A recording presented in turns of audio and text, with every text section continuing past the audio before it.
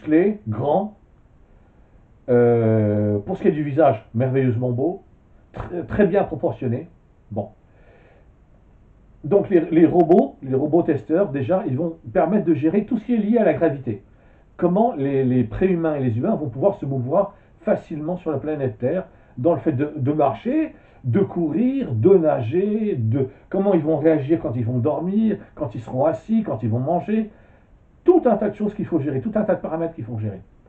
Et donc une fois que des robots préhumains vont permettre d'avoir une première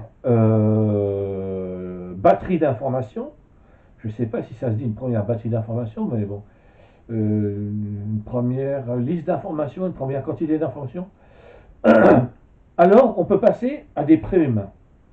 Maintenant, les préhumains, une seule espèce ou une seule catégorie, je vais dire catégorie parce que je ne sais pas si espèce c'est bienvenu, une seule catégorie de préhumains, ça ne suffit pas. Pourquoi? Parce que les préhumains qui vont être placés sur la planète Terre, il faut savoir comment ils réagissent par rapport aux plantes, par rapport aux animaux, par rapport à leur environnement. Alors bien évidemment, dans la conception, ça a été prévu à l'avance que ça puisse se faire. Mais ce n'est pas parce que ça a été prévu à l'avance dans la conception que ça va bien se passer automatiquement. Il faut faire des tests. Donc il y a des préhumains, une première catégorie de préhumains qui vont être créés pour voir comment ils vont déjà par rapport aux informations données par les robots testeurs se mouvoir, donc marcher, courir, nager, manger, dormir, avoir des relations sexuelles. Pour les préhumains et les humains, c'est nécessaire. Avoir des relations sexuelles pour se reproduire et pour le plaisir pour ceux qui le peuvent. Donc, des préhumains pour ça, une première catégorie de préhumains pour valider les informations, commencer à valider les informations, une première batterie d'informations qui a été obtenue par les robots testeurs, mais ça ne s'arrête pas là, il faut continuer. Après, il faut une deuxième catégorie de préhumains pour les relations qu'il va y avoir entre les préhumains. Quel genre de relations vont-ils avoir? Comment vont-ils, d'un point de vue de relations sociales, comment ils vont s'organiser? Ils ont besoin de se nourrir, donc comment ils vont chasser? Donc voilà, donc il faut plusieurs catégories de préhumains. Et dans le principe de la création d'êtres vivants, il n'y a pas de limite de temps. Le temps n'est pas un problème. Si ça prend plusieurs millions d'années, c'est pas un problème. C'est pas un problème du tout. C'est pas comme les êtres humains quand. Alors déjà, à chaque fois que j'entends parler d'un projet qui aboutit, le temps est long. Le temps est long. Par exemple, je crois, en ce moment, il y a la guerre en Ukraine. Quand j'entends parler du fait que les Alliés, les Occidentaux veulent envoyer de nouvelles armes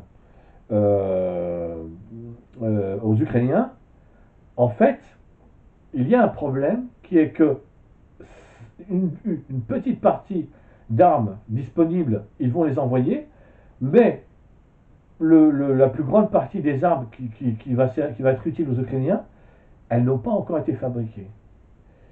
Et à chaque fois que j'ai entendu des infos à ce sujet, il y a un temps de fabrication qui est long, qui est très long. Alors bien évidemment, selon chaque arme, le temps n'est pas le même, mais c'est long quand même, c'est long quand même. Donc, ce qui est vrai pour fabriquer des objets comme des armes, ou n'importe quel autre objet, d'ailleurs par exemple un avion. Un avion, je crois qu'il faut un minimum de 10 ans entre le moment où il y a une compagnie aérienne décide de concevoir et de fabriquer un nouvel avion, et le moment où les premiers prototypes d'avions qui vont passer des tests pour finir par être homologués sont fabriqués. C'est-à-dire que vraiment ça prend du temps. Le même principe fonctionne avec la création d'êtres vivants, avec les robots testeurs, plusieurs catégories de préhumains, et finalement Ève et Adam qui vont être placés dans le jardin d'Éden. Sauf que pour la création, il n'y a aucun problème de temps. Que ça prenne 100 000 ans ou plusieurs millions d'années, c'est du pareil au même, ça ne change rien. Il n'y a aucun problème de temps. Donc, là, je viens d'expliquer pourquoi la création de préhumains est nécessaire.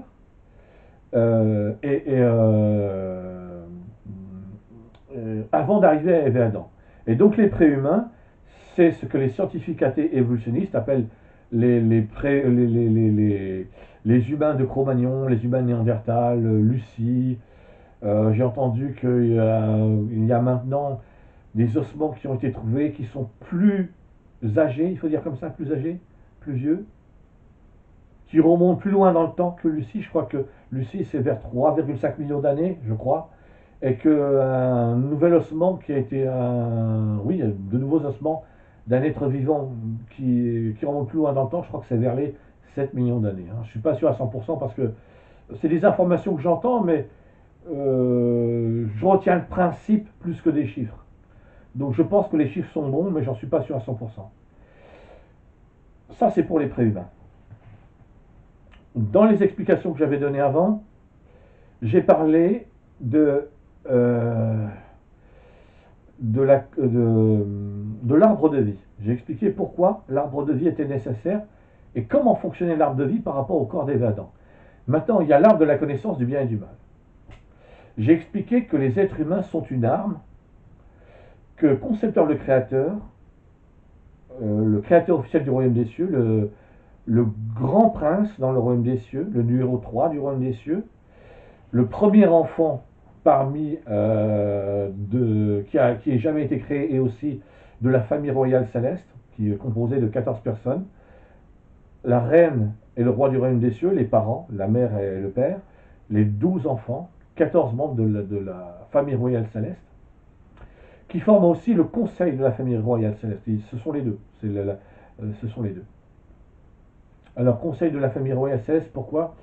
J'en parlerai parce que au moment, je préciserai ça un peu plus tard, ou dans une autre vidéo, mais au moment où Cœur de Haine va déclarer la guerre à ses parents célestes, à la reine et au roi du royaume des cieux, pas seulement à la reine et au royaume des cieux, il va aussi déclarer la guerre au gouvernement céleste, il va tout remettre en cause. Cœur de Haine, il va tout remettre, tout ce qui existe dans le royaume des cieux, tous les fonctionnements, toutes les lois, toutes les structures, il va tout remettre en cause d'une façon radicale, et c'est pour ça qu'il déclenche une guerre. Et donc, quand arrive cette réalité-là, cette tragédie, ce drame, cette horreur aussi, parce que pour les parents célestes, dont le cœur est rempli d'amour, que le premier enfant qu'ils ont aimé, qu'ils ont créé, auquel ils ont donné la vie, qu'ils ont aimé, leur déclare la guerre et qu'il est soutenu par des millions d'autres êtres célestes, c'est extrêmement violent. C'est extrêmement, extrêmement violent. Donc c'est une tragédie, un drame, mais une horreur, tout ça en même temps. Eh bien, le gouvernement céleste ne peut pas gérer ce genre de situation. Ça ne veut pas dire qu'il ne fait rien, il continue à gérer tout ce qui se passe dans le royaume des cieux, mais il ne peut pas gérer la déclaration de guerre de Cœur de Haine, qui était avant concepteur le créateur. C'est le conseil de la famille royale, qui est composé des 14 membres de la famille royale céleste, donc là, 14 membres moins 1, puisque celui qui était concepteur le créateur et qui est devenu Cœur de Haine ne fait pas à ce moment-là partie du conseil de la famille royale céleste. C'est le conseil de la famille royale qui gère ce genre de graves situations, graves problèmes. Pourquoi? Parce que l'un des membres de la famille royale céleste est concerné. Voilà. Quand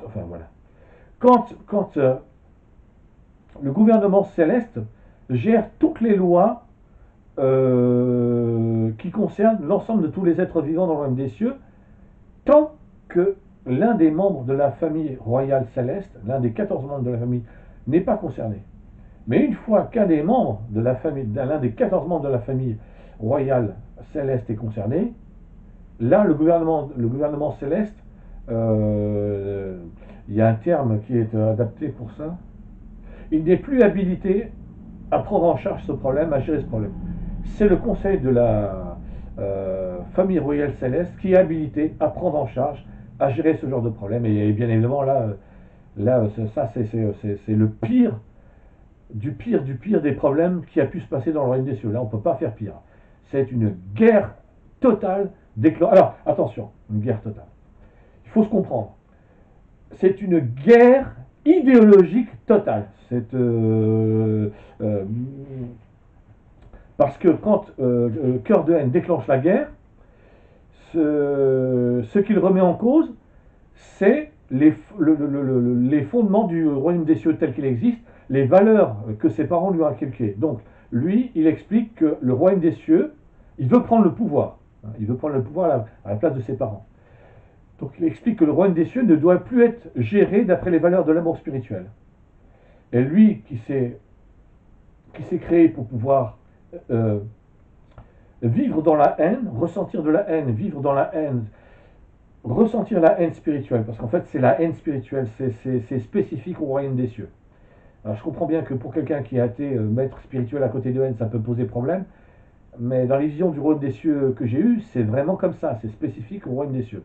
Donc il a créé la haine spirituelle, il a créé un corps, il s'est créé un nouveau corps dans lequel il a transféré sa personnalité pour ressentir la haine spirituelle, vivre dans la haine spirituelle et s'épanouir pleinement dans la haine spirituelle. Et donc, cœur de haine, en déclenchant la guerre dans le royaume des cieux, en déclenchant la guerre à ses parents, au gouvernement, et en remettant en cause tout ce qu'il y a, il veut faire disparaître toutes les valeurs de l'amour spirituel pour que ça n'existe plus, en même temps qu'il éjecte ses parents du trône, quoi, parce que ce sont une reine et un roi du trône, pour prendre leur place, et il veut et il veut que ce soit les valeurs de la haine spirituelle qui soient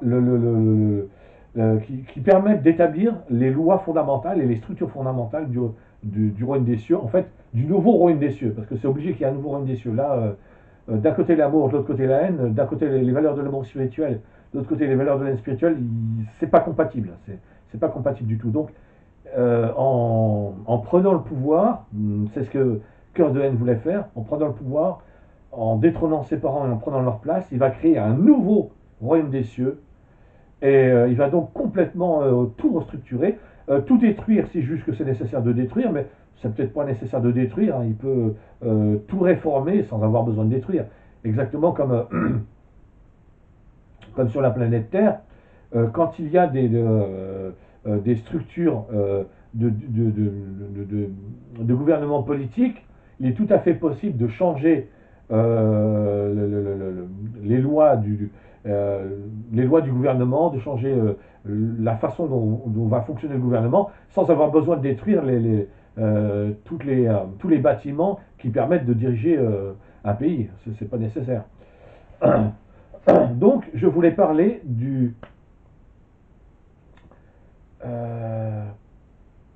l'arbre de la connaissance du bien et du mal. Et je suis parti sur l'idée que les êtres humains ont spécifiquement, je dis bien, spécifiquement créé pour être une arme. C'est pas la seule arme que Cœur de haine a à sa disposition quand il a fomenté une rébellion dans l'arme des cieux et qu'il a carrément déclenché une guerre. Il a plusieurs armes à sa disposition, mais l'arme principale, numéro un, qui change tout qu'il a à sa disposition, ce sont les êtres humains. Cœur de haine a spécifiquement créé les êtres humains pour tout changer dans le royaume des cieux. Alors pourquoi? Comment? Alors déjà comment?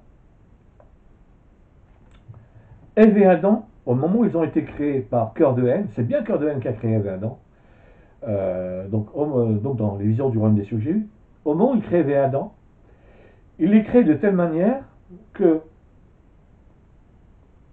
Ève et Adam, tant qu'ils sont dans le jardin d'Éden, vont pouvoir vivre selon les valeurs de l'amour spirituel. Alors, il y a quelque chose d'important qui s'est passé, je suis obligé de le mentionner maintenant parce que pour bien comprendre l'importance